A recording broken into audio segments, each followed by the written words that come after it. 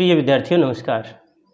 आज हम बात कर रहे हैं मोहनदास करमचंद गांधी द्वारा रचित उनकी आत्मकथा का एक अंश सत्य के प्रयोग, जो उनकी आत्मकथा है उसका अंश हम पढ़ने जा रहे हैं।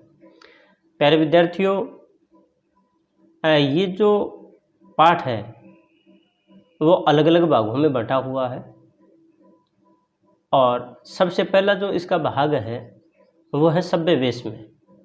तो उसी के बारे में हम आज अध्ययन करेंगे। और उससे पहले मैं आप लोगों को एक बात और बताना चाहूँगा। वो बात यह है कि इस पाठ में से 2020 में भी यानी कि प्रश्न आया है और 2020 में इस पाठ में जो प्रश्न आया है वो है बलवान से बिढ़ंत पाठांश से हमें क्या शिक्षा मिलती है। जो हम आगे इसका एक अंश और है, अलग शीर्षक से है, उसका हम अध्ययन करेंगे तो इस बात का जवाब हमें वहाँ पर मिलेगा।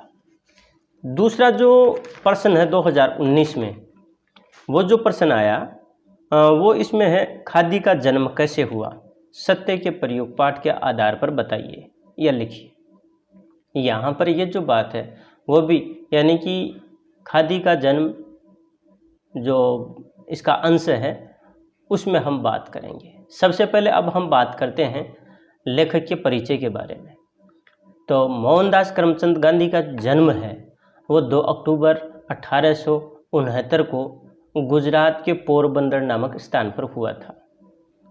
गांधी भारतीय स्वतंत्रता आंदोलन के प्रमुख नेता थे और उन्होंने सत्याग्रह यानी कि सविनय अवज्ञा के माध्यम से जो ब्रिटिश हुकूमत है उसके अत्याचारों का विरोध बहुत ही अच्छे ढंग से किया, या यूँ कहें कि उनके प्रतिकार में महत्वपूर्ण भूमिका निभाई। उनके सत्याग्रह की नींव अहिंसा सिद्धांत पर आधारित रही है।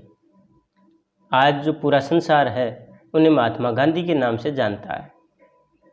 और इस संबंध में एक बात और ध्यान रखने वाली बात है, जो राष्ट्रपिता की जहाँ तक बात आती है कि नेताजी सुभाष चंद्र बोस ने 6 जुलाई 1944 को रंगून रेडियो से गांधी जी के नाम जारी एक प्रसारण में उन्हें राष्ट्रपिता कह करके संबोधित करते हुए आज़ाद हिंद फौज के लिए उनका आशीर्वाद और शुभकामनाएं मांगी थी।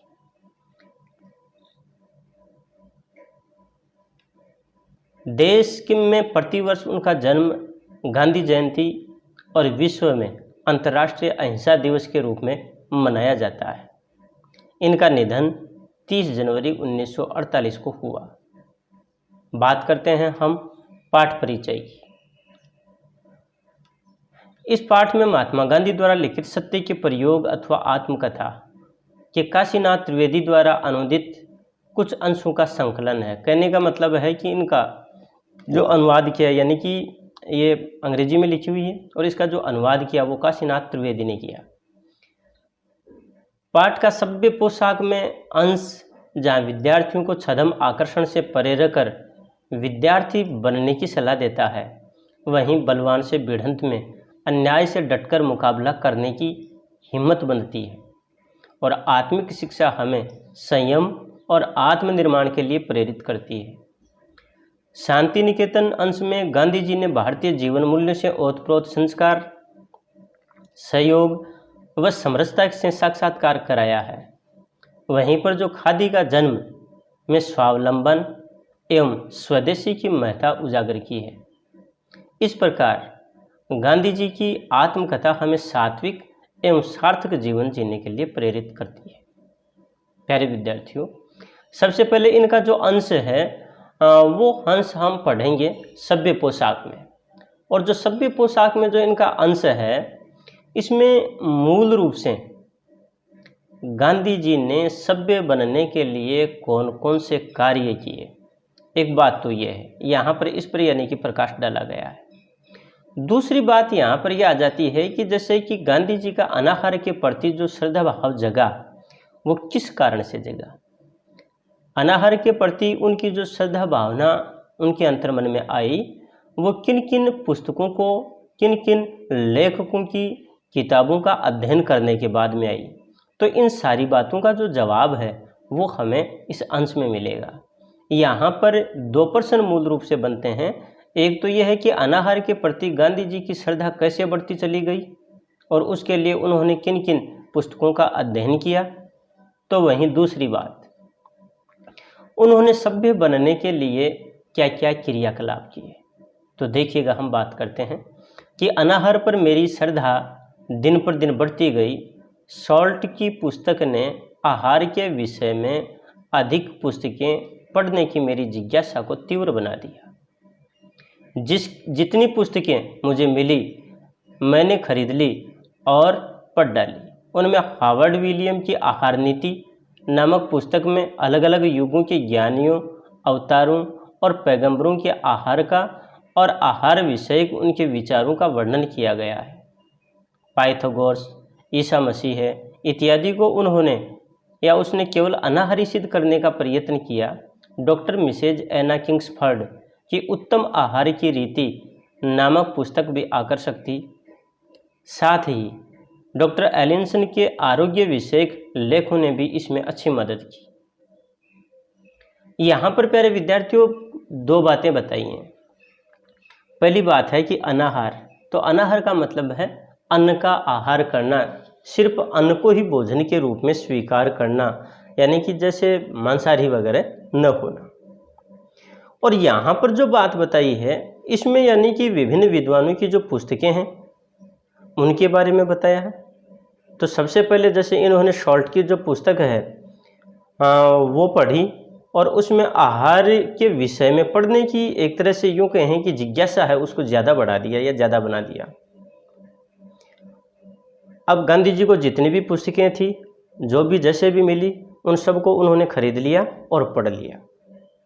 हार्वर्ड विलियम द्वारा लिखित जो आहार नीति नामक जो पुस्तक थी और उस पुस्तक में ज्ञानी, अवतार और पैगंबर उनके आहार विषयक जो जानकारी है उनका चित्रण किया गया। पाइथागोरस, ईसा मसीह इत्यादि को उसने केवल अनाहारी सिद्ध करने का प्रयत्न किया। किसने? यहाँ पर हमारे सामने प्रश्न है, किसने? यानी कि हार्वर्ड विलियम की आहार नीति नामक पुस्तक में ये चित्रण किया गया है। या यूँ कहें कि हार्वर्ड विलियम ने एक तरह से इन लोगों को अनाहारी सिद्ध करने का प्रयत्न किया। डॉक्टर मिसेज एना किंग्सफर्ड, इनकी जो पुस्तक है जिसका नाम है उत्तम आहार की रीति, ये जो पुस्तक है ये भी गांधी जी को बहुत अच्छी लगती है। वहीं पर जो डॉक्टर एलिसन हैं उन्होंने भी क्या है कि आरोग्य विषयक यानी कि स्वास्थ्य संबंधी जो लेख हैं उन लेखों को भी उन्होंने लिखा और उनके कारण भी गांधी जी को बहुत ज़्यादा मदद मिली। और डॉक्टर जो एलिसन हैं इन्होंने तो जो आरोग्य विषयक जो लेख लिखे उनमें सिर्फ उन्होंने एक ही बात कही थी और वो बात ये थी कि दवा के बदले भोजन के माध्यम से, अन्न के माध्यम से या आहार के माध्यम से बीमारी को ठीक करना चाहिए। ऐसी बहुत सारी बातें उन्होंने बताई। तो अब आप देखिएगा उसी क्रम में आगे कि वे दवा के बदले केवल आहार के हेर फेर से ही रोगी को निरोग करने की बात कहते थे। अर्थात उसी के माध्यम से क्या है कि वो रोगी को स्वस्थ करने की बात कहते हैं।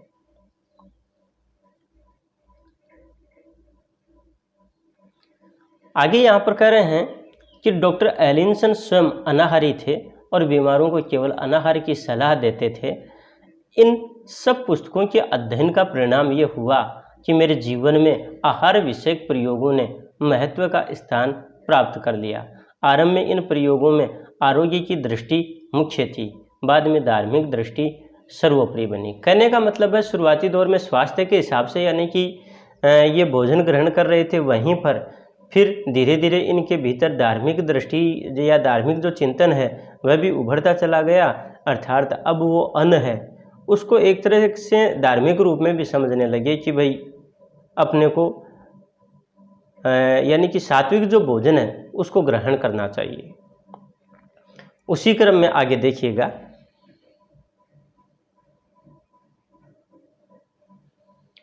इस बीच मेरे उन मित्र को तो मेरी चिंता बनी ही रही। उन्होंने प्रेमवश ये माना कि अगर मैं मांस नहीं खाऊंगा तो कमज़ोर हो जाऊंगा, यही नहीं बल्कि मैं बेवकूफ़ बना रहूंगा, क्योंकि अंग्रेज़ों के समाज में घुल मिल ही न सकूंगा। वे जानते थे कि मैं अनाहार विषयक पुस्तकें पढ़ता रहता हूँ। उन्हें डर लगा कि इन पुस्तकों के पढ़ने से मैं भ्रमित चित्त बन जाऊंगा, प्रयोगों में मेरा जीवन व्यर्थ चला जाएगा, मुझे जो करना है उसे भूल जाऊंगा और पोथी पंडित बन बैठूंगा। अब यहाँ पर जो बात आई है वो बात लेखक ने अर्थात गांधी जी ने एक अपने मित्र के बारे में बताया कि वो उनसे बहुत ज़्यादा प्रेम करते हैं, बहुत ज़्यादा मोह रखते हैं, और उन्होंने ये सोचा कि गांधी जी जो कि शारीरिक दृष्टि से बड़े कमज़ोर थे, अगर वो मांस नहीं खाएंगे तो यानी कि वो कमज़ोर रह जाएंगे, वो बेवकूफ़ बने रहेंगे, जो अंग्रेजी जो समाज है उसमें घुल मिल नहीं सकेंगे, और वैसे भी यानी कि वो तो अनाहार विषयक जो पुस्तकें हैं उनको ज़्यादा से ज़्यादा पढ़ते रहते हैं, इसलिए उन्हें इस बात का उन्हें डर सता रहा था कि वो सिर्फ ये जो पुस्तकें हैं उनको पढ़ करके और भ्रमित ना हो जाएं, इसलिए उनका जो जीवन है कहीं व्यर्थ में ना चला जाए और जो कुछ भी वो करना चाह रहे हैं वो सब भूल जाएंगे, उनका जो लक्ष्य है, उद्देश्य है वो खत्म हो जाएगा और सिर्फ वो एक पोथी पंडित बन बैठेंगे। इसी क्रम में आगे देखिएगा,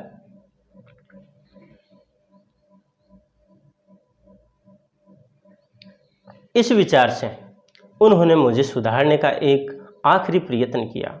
उन्होंने मुझे नाटक दिखाने के लिए न्योता। अब वहाँ जाने से पहले मुझे उनके साथ होबर्न भोजन गृह में भोजन करना था। मेरी दृष्टि में यह गृह एक महल था। विक्टोरिया होटल छोड़ने के बाद ऐसे गृह में जाने का मेरा यह पहला अनुभव था। विक्टोरिया होटल का अनुभव तो निकम्मा था, क्योंकि मानना होगा कि वहाँ मैं बेहोशी की हालत में था। सैकड़ों के बीच हम दो मित्र एक मेज के सामने बैठे। मित्र ने प्लेट मंगाई, वह सूप की थी। मैं परेशान हुआ, मित्र से क्या पूछता, मैंने तो परोसने वाले को ही अपने पास बुला लिया। यहाँ पर जो गांधी जी हैं वो अपने जीवन के संदर्भ में जो बातें हैं वो बता रहे हैं और बहुत ही सटीकता और सच्चाई के साथ ये बातें बता रहे हैं। वहाँ पर उन्होंने कहा कि इनका जो मित्र था उन्होंने इन्हें सुधारने के लिए प्रयास किया। यहाँ पर यह प्रश्न भी बन जाता है कि भाई लेखक या यूँ कहें गांधी जी के मित्र ने इनको सुधारने के लिए क्या प्रयास किया। तो इसके लिए उन्होंने क्या किया है कि एक आखिरी प्रयत्न किया। उन्हें नाटक दिखाने के लिए बुलाया गया। उससे पहले यानी कि जो होबर्न जो भोजन गृह है, जो बड़ा होटल है, यानी कि उसमें भोजन करने के लिए बुलाया। गांधी जी भी यहाँ पर बता रहे हैं कि वह जो गृह है वो गृह है एक तरह से महल की भांति था। यहाँ पर वो कह रहे हैं कि जो विक्टोरिया होटल है उसके बाद में यानी कि इस प्रकार के गृह में जाने के बाद में या इस प्रकार के होटल में जाने का ये पहला अनुभव था।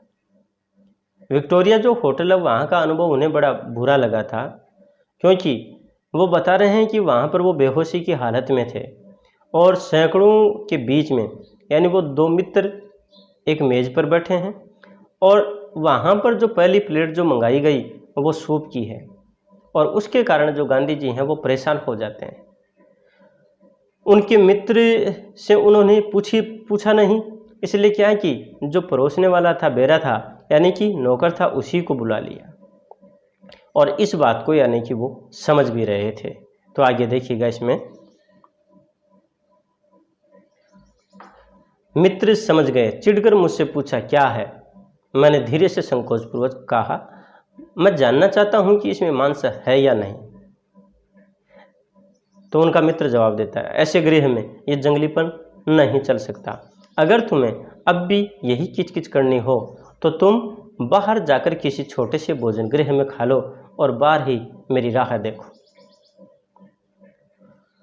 यहाँ पर यानी उनका जो मित्र है वो समझ जाता है और वो परेशान हो जाते हैं, उनको आवेश आ जाता है, वो उनसे पूछते हैं और फिर यानी कि यहाँ पर उनका जो मित्र वो कहता है कि आप इस तरीके की जो बातें कर रहे हैं, यानी इस तरीके की बातें अगर आपको करनी है तो यहाँ इस होटल में ऐसा नहीं चलेगा, ये जंगलीपन है, यहाँ पर ये नहीं चलेगा। और फिर भी आपको यानी कि भोजन में मीन-मेख निकालनी है, कोई कमी निकालनी है, तो एक काम करो, आप बाहर चले जाओ किसी दूसरे यानी कि होटल पर जो कि आपकी रुचि के अनुरूप है, वहाँ जाकर के आप भोजन कर लीजिए और मेरे आने का इंतज़ार करना। उस क्रम में आगे देखिएगा। मैं इस प्रस्ताव से खुश होकर उठा और दूसरे भोजनालय की खोज में निकला। पास ही एक अनाहार वाला भोजन गृह था, पर वह तो बंद हो चुका था। मुझे समझ न पड़ा कि अब क्या करना चाहिए। मैं भूखा रहा। हम नाटक देखने गए। मित्र ने उक्त घटना के बारे में एक भी शब्द मुँह से न निकाला। मेरे पास तो कहने को था ही क्या। लेकिन यह हमारे बीच का अंतिम मित्र युद्ध था। न हमारा संबंध टूटा, न उसमें कटुता आई। उनके सारे प्रयत्नों के मुकाबले में रहे हुए प्रेम को मैं पहचान सका था। इस कारण विचार और आचार की भिन्नता के रहते हुए भी उनके प्रति मेरा आदर बढ़ गया। यानी कि जैसे ही उनके मित्र ने यह कहा कि आप बाहर जाकर के भोजन कर लो, तो इस बात से गांधी जी बहुत ज़्यादा प्रसन्न हुए। वहाँ से वो चले आए और बाहर किसी दूसरे होटल में भोजन करने के लिए वो चले। लेकिन वहाँ पर उन्हें इस प्रकार से कोई भोजन गृह वो नहीं मिला और उस रात तो यानी कि उन्हें भूखा ही रहना पड़ा। उसके बाद में यानी कि उनका जो मित्र वो आ जाता है। दोनों नाटक देखने के लिए गए। उनका जो मित्र था, उन्होंने उनकी इस बात पर किसी भी तरह की कोई चर्चा नहीं की थी, किसी तरह की उन्होंने कोई प्रतिक्रिया भी नहीं दी थी। और उन दोनों मित्रों के बीच में ये अंतिम युद्ध था। उस यानी कि वैचारिक तालमेल न होने के बावजूद भी उन लोगों का आपस का कोई संबंध नहीं टूटा। उनके संबंधों में कड़वाहट नहीं आई और उनमें हमेशा ही यानी कि गांधी जी इस बात को प्रस्तुत करना चाह रहे हैं कि उस व्यक्ति का मेरे प्रति कितना स्नेह भाव था, कितना प्रेम था। इस बात को भी मैं बहुत अच्छे ढंग से समझ रहा था और उनके प्रति यानी कि गांधी जी का जो आदर है वो आदर और ज़्यादा बढ़ता चला गया। उसी क्रम में आगे देखिएगा। पर मैंने सोचा कि मुझे उनका डर दूर करना चाहिए। मैंने निश्चय किया कि मैं जंगली नहीं रहूँगा, सभ्य के लक्षण ग्रहण करूँगा और दूसरे प्रकार के समाज में समरस होने के योग्य बनकर अनाहार की अपनी विचित्रता को छिपा लूँगा। मैंने सभ्यता सीखने के लिए अपनी सामर्थ्य से परे का और छिछला रास्ता पकड़ा। विलायती होने पर भी बम्बई के कटे सिले कपड़े अच्छे अंग्रेज समाज में शोभा न देंगे। यहाँ पर प्यारे विद्यार्थियों मूल बात यह है कि गांधी जी के मित्र का ये मानना था कि अंग्रेजी समाज में ये घुल मिल नहीं पाएंगे और गांधी जी के अंतर्मन में ये विचार पैदा हुआ कि जो उनके मित्र के दिलो दिमाग में ये प्रश्न बना हुआ मैं इसको दूर करूँगा। जंगलीपन उनमें नहीं रहेगा और सभ्य के जो लक्षण हैं उनको वो स्वीकार करेंगे, ग्रहण करेंगे और जो अंग्रेजी जो समाज है उसमें भी सामंजस्य बैठाने का प्रयास करेंगे, उसके भी योग्य बनने का प्रयास करेंगे। और एक तरह से जैसे कि अनाहारी जो विचित्रता उनके भीतर समाहित है यानी उसको भी वो छिपाने का प्रयास करेंगे। इसलिए उन्होंने क्या है कि सभ्यता सीखने के लिए उन्होंने जो रास्ता अपनाया वो एक संकुचित रास्ता था, एक संकीर्ण विचारधारा से परिपूरित रास्ता था। यहाँ पर जो गांधी जी हैं उन्होंने यही बात कही है। यहाँ पर प्रश्न भी बनता है, प्रश्न ये बनता है कि गांधी जी ने सभ्यता सीखने के लिए कौन कौन से कार्य किए। एक बात। दूसरी बात, उन्होंने यानी कि सभ्यता सीखने के लिए सामर्थ्य से परे का छिछला रास्ता पकड़ा, कैसे? यानी कि दो प्रकार से ये प्रश्न बनता है, तो उसी का जवाब यहाँ पर यह है। और गांधी जी यहाँ पर ये बात कर रहे हैं कि भाई विलायती होने के बावजूद बम्बई के जो कटे सिले कपड़े अंग्रेजी समाज में अच्छे नहीं लगेंगे। इसलिए क्या है कि उन्होंने इस विचार से देखिए क्या किया आगे।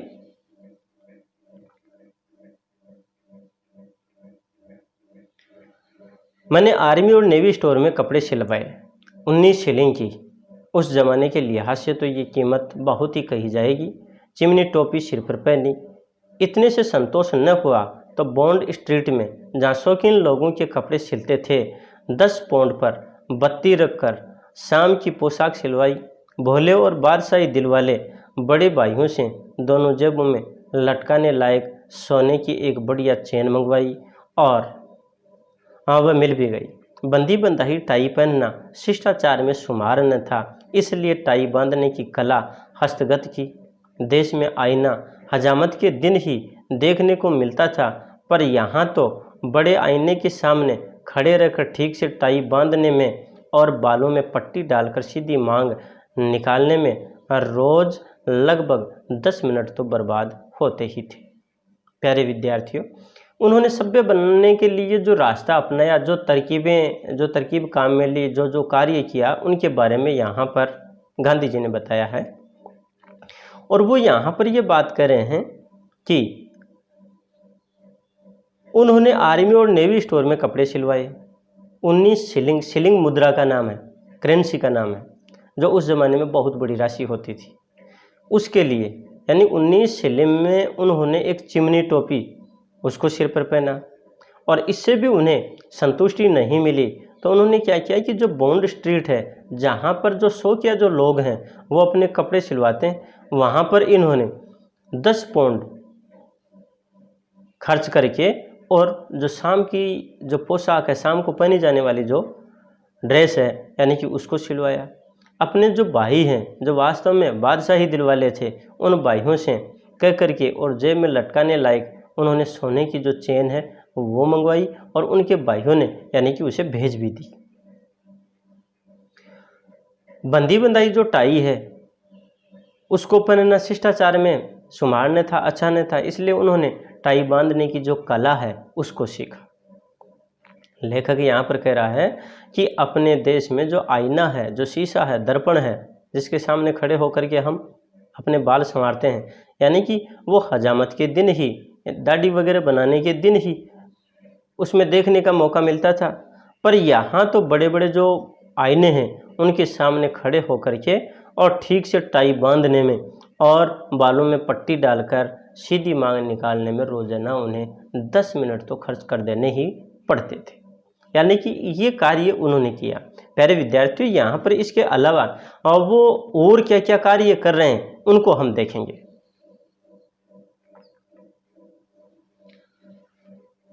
बाल मुलायम नहीं थे, इसलिए उन्हें अच्छी तरह मुड़े हुए रखने के लिए ब्रश के साथ रोज लड़ाई चलती थी और टोपी पहनने तथा निकालते समय हाथ तो मानो मांग को सहेजने के लिए सिर पर पहुंच ही जाता था और बीच बीच में समाज में बैठे बैठे मांग पर हाथ फिराकर बालों को व्यवस्थित रखने की एक और सभ्य क्रिया बराबर चलती ही रहती थी।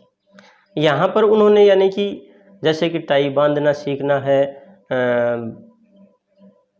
दर्पण के सामने अपने बालों को काफ़ी देर तक संवारना है, उसी क्रम में यहाँ पर ये जो कार्य किए उनके अलावा जो कार्य करें उनके बारे में बता रहे हैं।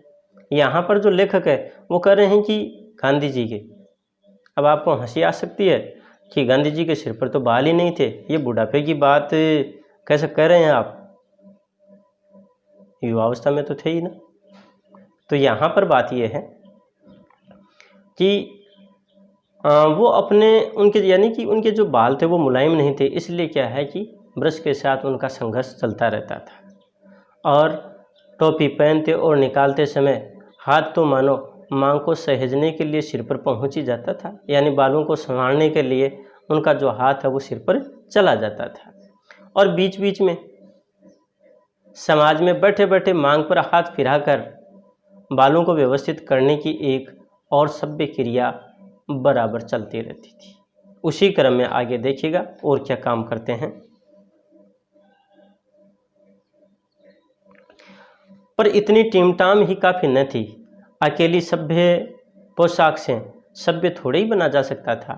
मैंने सभ्यता के दूसरे कई बाहरी गुण भी जान लिए थे और मैं उन्हें सीखना चाहता था। सभ्य पुरुष को नाचना जानना चाहिए, उसे फ्रेंच अच्छी तरह जान लेनी चाहिए, क्योंकि फ्रेंच इंग्लैंड के पड़ोसी फ्रांस की भाषा थी और सारे यूरोप की राष्ट्रभाषा भी थी और मुझे यूरोप में घूमने की इच्छा थी। इसके अलावा सभ्य पुरुष को लच्छेदार भाषण करना भी आना चाहिए।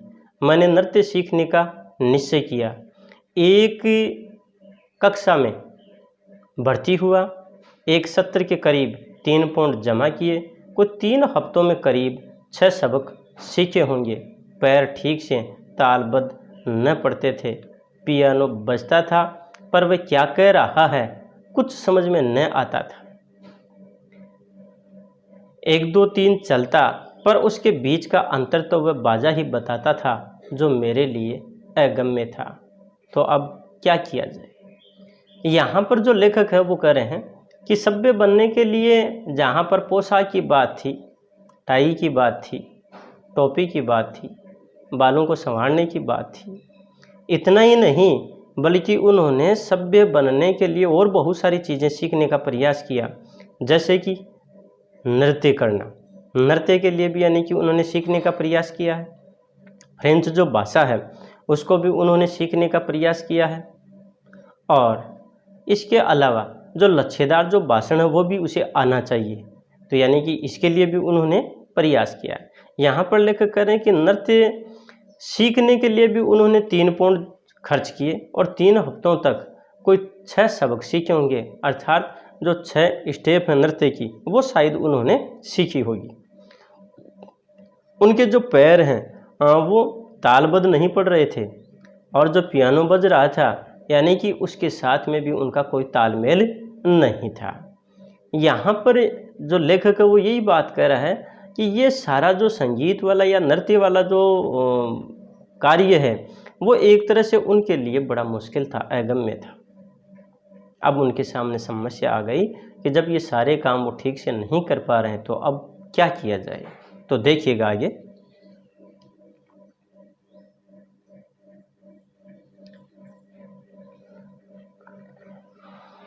अब तो बाबा जी की बिल्ली वाला किस्सा हुआ। चूहों को भगाने के लिए बिल्ली, बिल्ली के लिए गाय, यूँ बाबा जी का परिवार बढ़ा, उसी तरह मेरे लोभ का परिवार भी बढ़ा। वायलिन बजाना सीख लूँ तो सुर और ताल का ख्याल हो जाए। 3 पौंड वायलिन खरीदने में गंवाए और कुछ उसकी शिक्षा के लिए भी दिए। भाषण करना सीखने के लिए एक तीसरे शिक्षक का घर खोजा, उन्हें भी एक गिन्नी तो भेंट की। बेल की स्टैंडर्ड एलोक्यूशनिस्ट पुस्तक खरीदी, पिट का एक भाषण शुरू हुआ। प्यारे विद्यार्थियों, यहाँ पर यानी कि जो लेखक है वो ये बता रहा है कि ये कार्य सही ढंग से वो कर नहीं पा रहे थे। तो अब उनके सामने यानी कि और जो जिज्ञासाएं हैं वो बढ़ गई। यहाँ पर वो कह रहे हैं, उदाहरण दे रहे हैं कि अब तक तो बाबा जी की बिल्ली वाला किस्सा ही हो गया, जिज्ञासाएं बढ़ती चली जा रही हैं। जैसे चूहों को भगाने के लिए बिल्ली, बिल्ली के लिए गाय, और इस प्रकार से बाबा जी का परिवार बढ़ा। कहने का मतलब है कि उनकी और ज़्यादा इच्छाएं बढ़ गई। उसी तरह यहाँ पर ये जो पंक्ति आ रही है ना कि उसी तरह मेरे लोभ का परिवार भी बढ़ा। प्यारे विद्यार्थियों, इस पंक्ति को ध्यान रखना। ऐसी पंक्तियों को उठा करके अगला हमें प्रश्न पूछ सकता है कि उसी तरह मेरे लोभ का परिवार भी बढ़ा। तो ये प्रस्तुत जो कथन है गांधी जी के बारे में कहा गया है। और क्यों कहा गया है? क्योंकि उन्होंने अपने आप को सभ्य बनाने के लिए बहुत सारी जो चीज़ें हैं उनको सीखने का प्रयास किया है, जिनमें देखो वायलिन बजाने की बात आ गई ताकि सुर और ताल का उन्हें ख्याल आ जाए।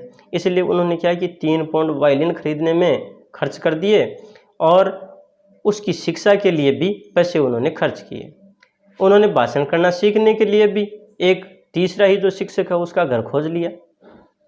उन्हें भी एक गिन्नी, यानी कि ये भी मुद्रा का नाम है, करेंसी का नाम, एक गिन्नी तो उन्हें भी भेंट की।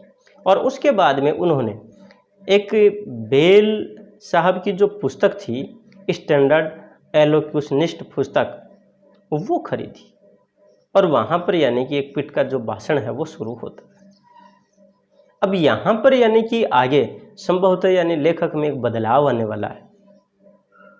तो इसलिए हमें ध्यान रखना, यहाँ पर प्रश्न भी बनता है और वो प्रश्न बहुत ही अच्छा प्रश्न है, इसलिए हमें पूरा उस पर गौर करना। तो देखिएगा, इन बेल साहब ने मेरे कान में घंटी बजाई, मत जागा, मुझे कौन इंग्लैंड में जीवन बिताना है। लच्छेदार भाषण करना सीखकर मैं क्या करूँगा, नाच नाच कर मैं सभ्य कैसे बनूंगा। वायलिन तो देश में भी सीखा जा सकता है, मैं तो विद्यार्थी हूँ, मुझे विद्या धन बढ़ाना चाहिए, मुझे अपने पेशे से संबंध रखने वाली तैयारी करनी चाहिए, मैं अपने सदाचार से सभ्य समझा जाऊं तो ठीक है, नहीं तो मुझे यह लोभ छोड़ना चाहिए।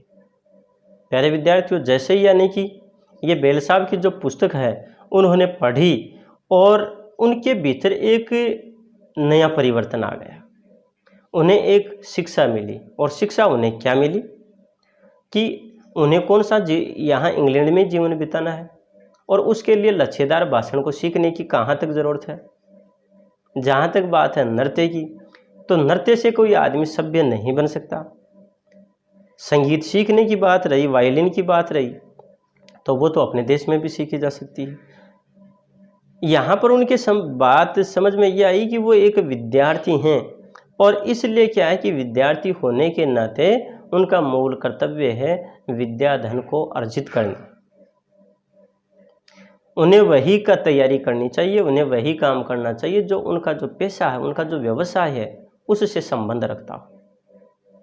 और इसलिए क्या है कि सदाचार व्यक्ति यानी कि अपने सदाचार से, अपने आचार विचार व्यवहार से व्यक्ति सभ्य माना जाता है।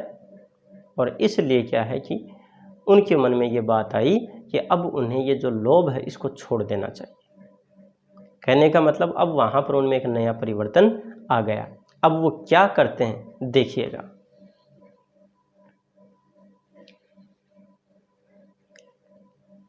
इन विचारों की धुन में मैंने उपयुक्त आशय के उद्गारों वाला एक पत्र भाषण शिक्षक को भेज दिया। उनसे मैंने 2 या 3 ही पाठ पढ़े थे। नृत्य शिक्षिका को भी ऐसा ही पत्र लिखा। वायलिन शिक्षिका के घर वायलिन लेकर पहुंचा। उन्हें जिस दाम में भी वह बिके बेच डालने की इजाज़त दे दी। तो यहाँ पर यानी उनके भीतर लेखक में एक परिवर्तन आया, गांधी जी में एक परिवर्तन आया और उन्होंने इन सारे जो सभ्य बनने के लिए किए गए जो प्रयास थे, सारे जो पचड़े जो पाले उन्होंने यानी उनसे छुटकारा पाने का प्रयास करते हैं। इसलिए उन्होंने एक पत्र लिखा और एक तो भाषण शिक्षक को भेजा, वहीं पर जो नृत्य शिक्षिका थी उनको भी ऐसा ही पत्र लिखा और जो वायलिन सिखाने वाली जो शिक्षिका थी उनके घर वायलिन को लेकर के पहुंचा और उन्होंने उन्हें कहा कि ये जितने में बिक सकता है यानी कि उसे बेच दिया जाए। अब आगे यानी कि उसी क्रम में देखना कि उनके साथ कुछ मित्र का सा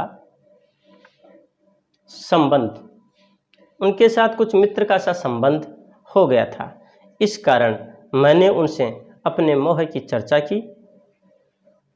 नाच आदि के जंजाल में से निकल जाने की मेरी बात उन्होंने पसंद की। सभ्य बनने की मेरी यह सनक लगभग 3 महीने चली होगी। पोशाक की टीम टाम तो बरसों चली, पर अब मैं विद्यार्थी बना। प्यारे विद्यार्थियों, कहने का मतलब है यानी कि अपने मन की जो बात है वो बात अपने शिक्षकों से वो खुल करके अपनी बात को रखते हैं, कहते हैं और इस प्रकार से यानी कि वो सभ्य बनने का एक जंजाल उन्होंने पाला था उसमें से निकलने की बात करते हैं। और ये जो शिक्षक हैं वो भी उनकी बात को बहुत ज़्यादा पसंद करते हैं। यहाँ पर जो गांधी जी हैं वो ये बात कहते हैं कि ये जो सभ्य बनने की जो सनक थी ये लगभग 3 महीने चली, उसके बाद में धीरे धीरे कम हो गई। हाँ, कपड़ों की जो बात है यानी वो तो फिर भी लंबे समय तक चली, परंतु यानी कि अब वो एक विद्यार्थी के रूप में ही होकर के रह गए, बन करके रह गए और विद्यार्जन में लग गए। ये था प्यारे विद्यार्थियों सभ्य पोशाक में जो टॉपिक है उसकी बात है। तो इसमें अनाहार की बात आ गई, गांधी जी ने सभ्य बनने के लिए क्या क्या काम किए ये बात आ गई। फिर उन्होंने इससे छुटकारा कैसे पाया वो बात आ गई। अनाहार के संबंध में इन्होंने किन किन लेखकों की पुस्तकें पढ़ी ये बातें आ गई। ये जो मूल टॉपिक है, मूल बातें हैं वो इस टॉपिक में थी।